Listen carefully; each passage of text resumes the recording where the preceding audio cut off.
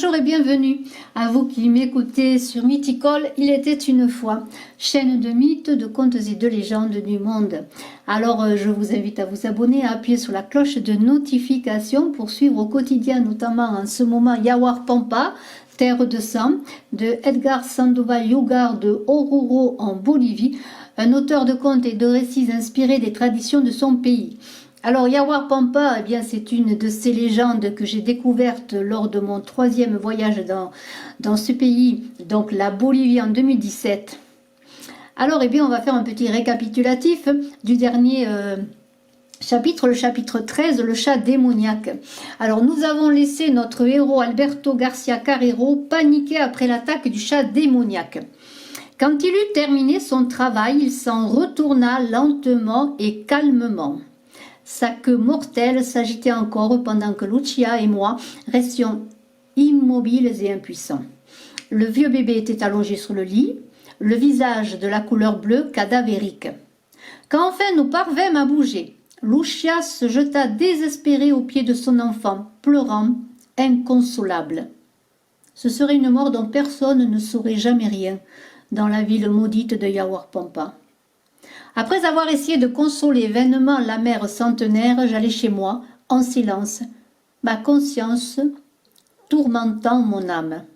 Entrons, si vous le voulez bien, dans le 14e épisode de ce monde de légendes ténébreux de cette terre perdue de Yawar Pampa, dans cet inconscient collectif qui appartient à chacun d'entre nous, une terre de légendes, d'esprits et de démons, de damnés, de prisonniers, une terre où l'on entre mais d'où l'on ne sort pas. Chapitre 14, Los Condenados, les condamnés.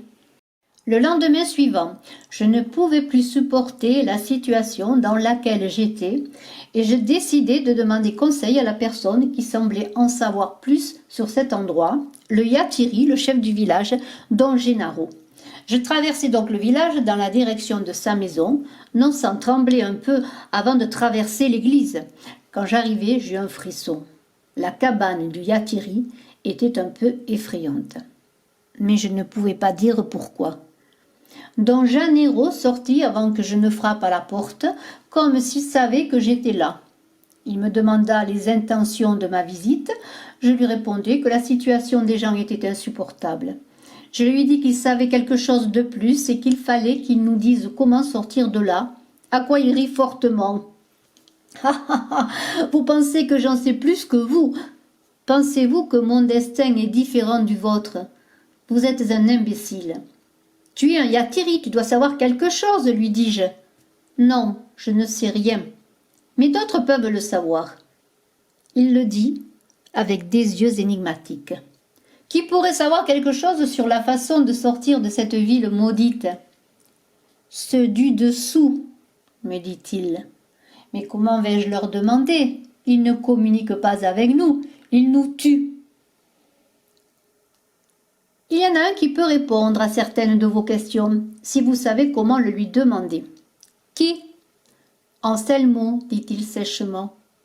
Anselmo? Mais Anselmo est mort, lui dis-je en lui serrant les mains. Oui, il est mort, mais certainement c'est un condamné. Ils ont pris son âme et il est condamné à tuer les vivants qui ne sont pas prévisibles. Mais si vous survivez, vous pouvez lui demander pendant un moment. Vous pouvez lui parler. Comment, lui demandai-je? Allez à un carrefour à la mauvaise heure, restez-y. Avec de la chance, Anselmo apparaîtra. Comment survivre? Prenez le motté, le bœuf cuit, la charquée, la viande salée, et ne soyez pas trop ambitieux, a-t-il déclaré en rentrant dans sa maison. Motté et charquée, pensai-je. Se reposer à minuit à un carrefour et ne pas être ambitieux, je ne savais pas ce que cela signifiait.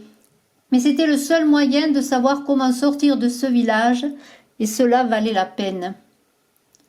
Après le travail, je préparais la charquée et le motté, je les mettais dans une choupa, ce sac de femme, qui était dans la cuisine à cet effet. Mais ce n'était pas seulement ce que je préparais, car je portais mes armes habituelles, une waraka, cette fronde improvisée, avec du cuir de lama et le vieux couteau. Je pensais que peut-être le son produit par les êtres du Mankash Pacha, ce monde du dessous, pourrait inoptiser les êtres vivants. Alors je pris une précaution supplémentaire, des bouchons d'oreilles en laine de lama. Je sortais vers 11 heures du soir à la recherche d'un carrefour, mais je remarquai qu'il n'y avait qu'une seule route qui traversait la ville. Je maudis Don Gennaro et je voulais aller tout de suite l'engueuler. Mais quand j'arrivais à l'église, je me rendais compte que les pas des gens dans les processions avaient tracé un chemin qui traversait la route principale. C'était un carrefour. Mais c'était à côté de cette église qui m'avait causé une peur incontrôlable, juste pour la voir. Et la nuit augmentait cette sensation. Je pensais abandonner l'entreprise quand ma conscience me remémora le vieux bébé que je n'avais pu sauver.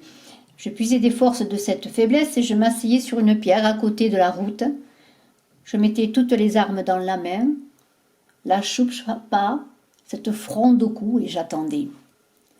Je perdais la réalité du temps et je pensais que les damnés ne viendraient jamais, jusqu'à ce que je ressente un cri pitoyable qui semblait venir de l'au-delà de la tombe. Je prenais le bâton d'une main, une pierre dans l'autre et je me mettais en garde.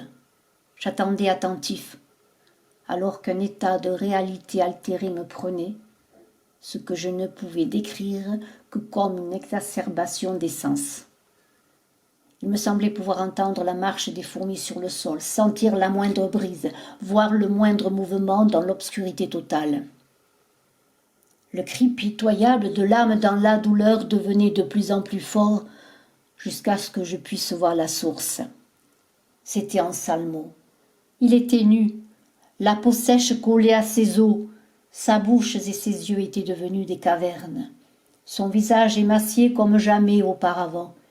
Il criait désespérément, s'approchant lentement, avec un pas fatigué par des siècles. Quand il fut prêt, il s'arrêta. « Donne-moi la charquée, dit-il d'une voix qui ne pouvait être que celle d'un homme mort. Je lui donnai le moté de la même manière que je le faisais avec la charquée.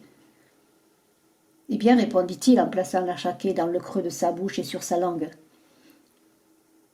Il plaça le moté sur ses gencives comme sur ses dents et le ton de sa voix changea, mais pas de manière moins sombre.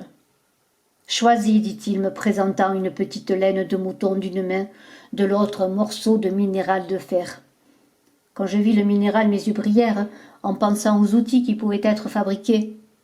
Mais je me souvenais de Don Gennaro et de ses conseils sur l'ambition. Je choisis la laine. « Tu as bien choisi, dit-il. Dis-moi maintenant ce que tu veux savoir. Je n'ai pas beaucoup de temps avant de revenir à mon sort. Comment puis-je sortir de cette ville maudite ? La façon d'entrer et de sortir est entrelacée dans l'espace et le temps. Il est impossible de sortir, mais il y a d'autres portes, car aucune prison n'est totalement sûre. Où puis-je sortir ? Je lui demandai avec espoir.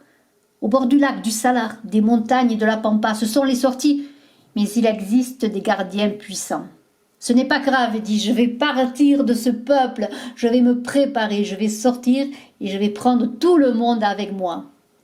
Tu mourras, répondit-il, alors qu'un être invisible le prenait par la taille en le tirant dans l'obscurité. En moins d'un clin d'œil, il se perdit pour toujours dans la nuit infinie, mais je rentrai chez moi avec une détermination exultante et pour la première fois depuis que j'étais arrivé dans ce lieu pervers, je dormais en paix.